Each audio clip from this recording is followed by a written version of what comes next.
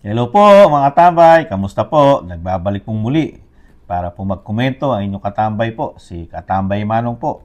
Mga katambay, dito po sa ating malit na channel, Tambayang Makabayan, komento po na inyong lingkod. Ito po mga katambay, laging ko na lang po sinasabi na isa lang po ang tinatrabaho ng ating gobyerno, mga Duterte mga katambay. Di ba? Binabakbakan po nila ang BP Sara, nagsama-sama na. Pero hindi lang ang BP Sara ang kanilang pinababagsak. Dahil alam nila na mataas pa ang tiwala ng mga tao o Pilipino, tayo, sa dating Pangulong Duterte. Kaya pati po siya, di ba?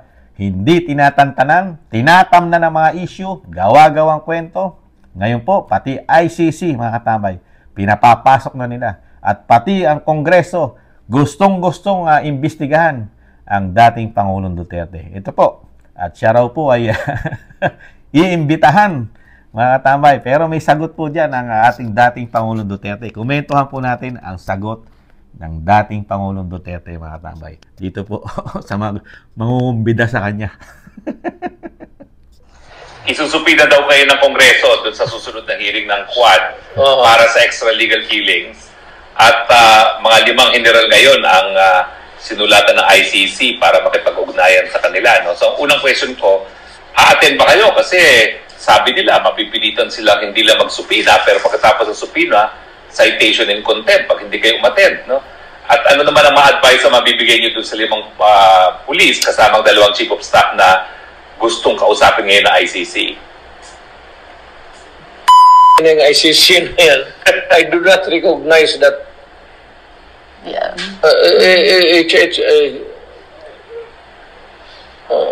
Ano yung ICC na yan? Are we or are we not? Yan ang tanong ko muna is jurisdiction. Correct. Abogado ako jurisdiction. First question. Fiscal ako whenever I face a case dito sa korte everyday magtanong ako dyan. Do I have the power? May jurisdiction ba ako dito sa kasong in prosecute? Wala. Huwag tayong magdaldal ng let's go legal. ICC? ICC, Karami na nangyayari sa Pinaulanan po ng mura at mga bad sign ni dating Pangulong Duterte ang ICC. Masyado po siyang pinupolitika pa. Wala na po siya sa pwesto. Tapos na po ang dating Pangulong Duterte. Kung tutusin, hindi na nga siya dapat pag-usapan pa dahil napakarami niya nagawa sa ating bansa, nakapakipakinabang, di ba? Mga Pilipino ang nakinabang, katulad ni Kamanong, pamilya ni Kamanong, na hindi tumatangkilik sa droga. Malayang namumuhay sa ating bansa. Walang kinatatakutan. Ang naperwisyo lang, mga tambay, yung mga tumangkilik sa droga. At syempre po, nagamit po ito ng narco-politics. Yung sinasabi nila na maraming namatay, di ba? Dahil nga nagamit ng narco-politics, di ba? Nung panahon po ng dating administrasyon na si Pinoy, di ba? Laganap ang droga, pati mga kapulisan, ginagamit po ang droga, sila mismo nagpo-protector sila ng mga user at ng mga sinasabing mga addictus, di ba? Saka yung mga sinasabing mga taga-benta, di ba, ng mga droga, sila supplier, sila nagbibigay ng supply, di ba? Siyempre, nung pumasok na si dating Pangulong Duterte, siyempre, madadama yung mga yan. Yung mga ginagawa nilang tulak na taga-benta, madidisgrasya sa kanila yon, di ba? Mawawala sa mundo yon para pagtakpan yung mga kabalbalan, lalo ng mga kapulisan. Dahil pumutok po yan Napakarami pong police, generals na sangkot, ginagamit po ang illegal na droga. Di po ba? Pati mga politiko. Di ba? Nagamit pa. Lagi ko nga sinasabi, sinasabi rin dating Pangulong Duterte, kahit sa mga mataas na posisyon sa gobyerno, ginagamit na puhunan, kapital sa kanilang mga ambisyon sa politika ang pera ng droga, di ba? Pati kulungan, nung mga panahon na yun, kulungan, may gawaan ng droga, di ba? Tapos ngayon, si dating Pangulong Duterte pa, ang kukumbidahin nyo sa Kongreso, isang magaling na abogado, piskal, walang jurisdiction, ang ICC sa Pilipinas. Ano kinalaman ng ICC, ng International Criminal Court sa Pilipinas? Di ba? Wala silang jurisdiction. Magaling na abogado, ang dating Pangulong Duterte. Ano po ba yung mga nasa Kongreso? Di ba maraming abogado dyan? Kaya lang mga bulag. Hindi sumusunod sa jurisdiction, sa batas. Di ba? Paano pupuntahan ni dating Pangulong Duterte yan? Kahit kumbidahin niya, isubpina nyo. Wala man jurisdiction yung sinasabi yung ICC sa Pilipinas. Dahil hindi naman tayo miyembro niyan. Di ba? Pumunta sila ron. Puntahan nila yung mga pinagpapatay doon sa Ukraine. Walang batas doon. Walang korte ron umiiral. Patayan doon. Pasukan ng criminal court yun, ng ICC. Saka sa Middle East. Dapat doon sila nagpo-focus. Hindi sa Pilipinas. Kasi pambabastos yan. Pambabastos sa justice system natin yan. Nagpa-function ang justice system natin. Tapos papasukan ka ng international court. Ano tingin mo sa mga huwes natin? Di ba? Ano tingin mo dyan? Di ba? Puro bopols, mawala silbi ang ating mga huwes, ang ating mga judge sa ating bansa, ang ating korte. Kukuha tayo ng suporta sa ICC. Abay, ginagawa natin, napakahina ng ating mga judge, sa ating huwes, ang ating mga korte sa Pilipinas. Pagka ganon. Di po ba? At ang sinasabi nga ni dating Pangulong Duterte, sa Pilipinas lang siya magpapaaresto at sa Pilipinas lang din siya lilitisin. Kung siya may nagawang kasalanan, isampan nyo na isampa sa korte ng Pilipinas. Kaya tuloy kayo namumura. Isang damukan na mura at sa bad sign ang ginagawa ni dating Pangulong Duterte sa inyo dahil mga abogado rin kayo, mga congressman. Ayaw nyo gamitin yung pagiging abogado nyo. Nagpapakabobo yata kayo, di umano. Di mo kaya namumura kayo ni dating Pangulong Duterte. Abogado siya. Alam niya ang batas. Alam niya ang proseso ng batas. Walang jurisdiction. Babanatan niyo siya ng International Criminal Court na taga-ibang bansa.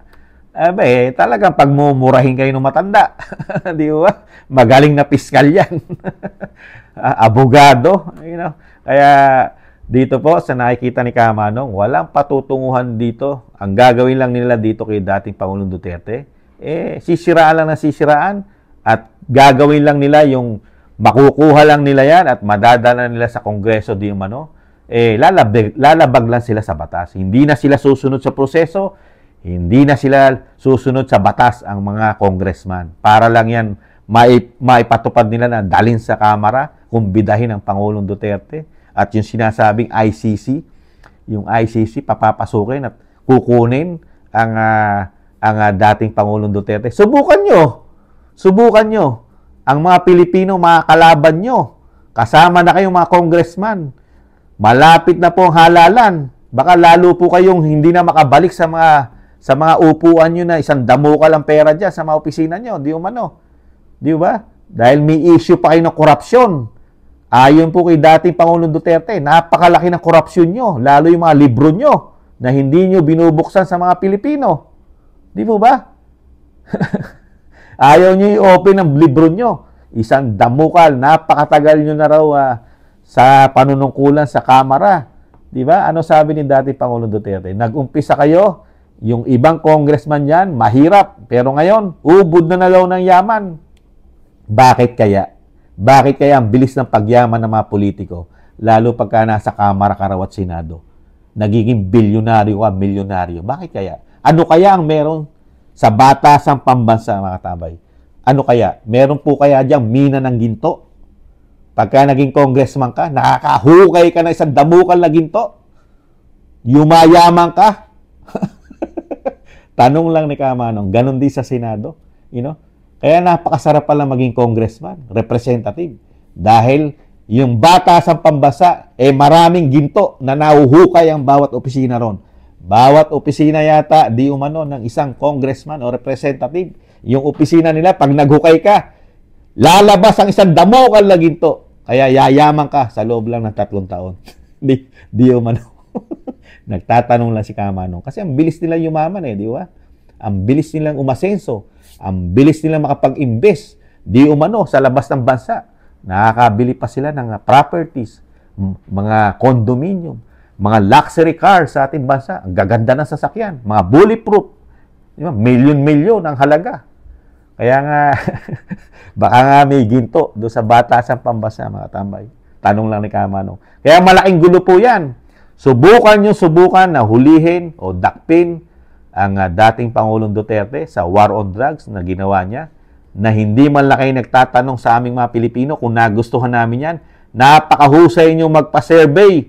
Bakit hindi kayo magpa-survey kung yung ginawang war on drugs ng Pangulong Duterte ay nagugustuhan ng mga Pilipino o hindi? Wala kayong ginagawa. Basta, pamumuliti ka lang. Sinasabi nga ni BP, Sara, ginagawa nyo lang yan dahil nung mabalik sa inyo yung kapangyarihan, ayaw nyo nang mawala. Gusto nyo nang manatili sa power dahil nga, gumagana na po ang mina ng ginto sa kapangyarihan po ng bagong Pilipinas, di umano. Napakarami na pong ginto. Gumagana na. At lahat po ay nakikinabang sa ginto yata, mga tambay. Bilyon-bilyon po ang nawawalang pera sa Pilipinas. Inaanod lang ng baha. 1.4 billion a day, mga tambay. Sa loob lang ng 2 taon. Tinangay ng baha, mga tambay. Kaya nga ito po, mga tambay, hindi nyo masisisi si dating Pangulong Duterte na bastusin kayo. Bastusin ang opisina ng Kamara, ang konstitusyon ng Kamara, mababastos lang kayo ni dating Pangulong Duterte dahil siya isang abogado. Alam niya ang batas. Ang pasikot-sikot ng batas, alam niya. Walang jurisdiction ang ICC sa Pilipinas, mga tambay. Kaya, kung gusto nyo ipus na ipus yan, napakaraming mura at napakapangit na sign language ang makukuha nyo riyan, mga tambay. At gagalitin nyo lang mga Pilipino dyan. Magagalit lang ang sambayan ng Pilipino sa ginagawa nyo yan. Lalo yung mga politiko na namumulitika sa mga Duterte na parang walang nagawang magandang ginawa ang dating Pangulo. Survey pa lang, rating pa lang. Nakakalimutan nyo po yata. Magmula nung naupo ang dating Pangulong Duterte, hindi po bumaba ng mahigit 20% yun. Hindi po katulad ngayon, 2 taon pa lang po ang pinoprotektahan nyo na may issue ng droga. Yung Pangulo, pati pamilya, may issue ng droga, di umano. Ngayon po, sad-sad na sa 20% na lang mahigit ang approval niya, ang rating niya, mga tambay, sa SWS, mga tambay. Pero ang Pangulong Duterte, dating Pangulo, hindi po bumaba ng 50% yun. Ang approval at trust rating yun hanggang siya'y matapos ang kanyang termino. Di ba? Hindi nakakalimutan ng mga Pilipino yon, mga congressman. Mga congressman, gising-gising po. Kung sino pa'y pinagkakatiwalaan at magaling na presidente, pilit nyo pang sinisiraan.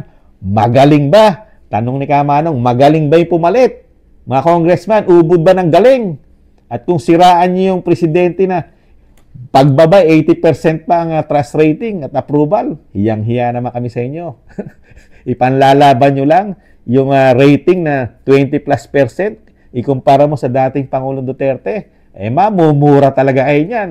Tapos tatamnan nyo pa siya ng mga kung ano-anong mga issue at isinasangkot siya. Kung hindi naman niya ginawa yon, baka pati mga anak-anak namin zombie na ngayon. Napakarami na droga at drug addict sa ating bansa, mga tambay. Gamit na gamit. Ngayon, ano po ang pinagmamalaki ng bagong Pilipinas sa atin? Di ba? Pinoprotektahan pa mga addict ngayon. Naglabas na statement ang PNP chief. Di ba? Ano sabi? Hindi muna namin tututukan ng mga addict dahil yan, yan hindi nila kagustuhan. Nagamit lang sila ng droga. Ang tututukan namin, yung mga drug lord, yung mga kumikita, yung mga pinagkakaitaan, mga lalaki na droga, yung mga sinasabing financier at yung mga drug lord, yan ang tututukan. Pero yung mga gumagamit, stay put muna kayo dyan. Kaya dadami na naman ang drug addict sa ating bansa. Dadami ang mga droga. Kasi walang nakakasugpo ng droga sa buong mundo, kahit Amerika. Kaya malabong mangyari yan. ang mangyayari niyan, dadami ang droga. Saka addict sa ating bansa, di ba? Kaya po mga tambay, ano po masasabi niyo mga tambay? Na yung pamumulitika at parang tinatakot pa ang dating Pangulong Duterte, malabo po yun, di ba? Maraming salamat po mga tambay sa mga nagko-comment at sa nakakagusto po ng ating maliit na channel. Nababasa ko po inyong mga comment. Thank you po. Ingatan nawa mga tambay sa muli. Paalam, bye-bye.